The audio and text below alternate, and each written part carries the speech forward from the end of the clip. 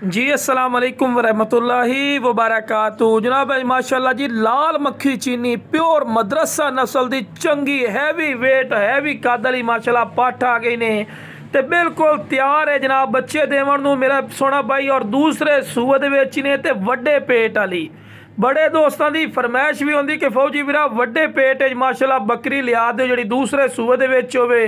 माशाल्लाह जी हुसन वाली चीज़ ने तोता फेस माशाल्लाह कन्ना दे लापर जबरदस्त कुंडली वाले छोटे छोटे चिपटे सिंह माशाल्लाह शौक वाली चीज़ ने 100% वाली बिरा हुसन चेक करो बिरा।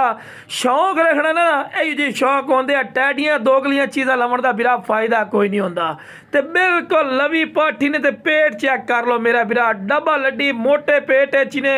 और ये मतलब ये बिरा वेखो जी शौक वाली चीज़ ने। और इंशाल्लाह 2 बच्चे देसी ते लो बिरा हवाना चड्डा वेखो माशाल्लाह जिवें फ्रीजन गाय का होंदा ना माशाल्लाह इस तरह का हवाना चड्डा ही सू। और इंशाल्लाह अल्लाह खैर कीते बिरा 2 बच्चे देसी और नाल दे नाल 2 लीटर तो 2.5 लीटर दूध करसी इंशाल्लाह पहले सूए ते दूसरे सूए दे विच इस टाइम।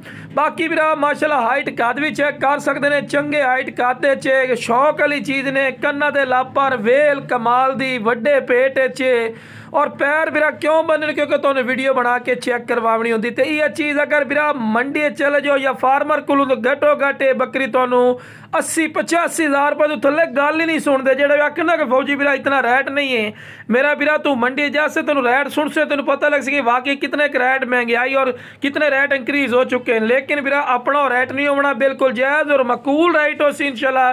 जेड़ा बिरा पहले कॉल कर से इंशाल्लाह दी कॉल दी इज्जत कर सा है रिस्पेक्ट कर सा है और बिल्कुल मुनासिब राइट ते मिल जासी। बाकी बिरा स्क्रीन ते नंबर चलता पिया राबता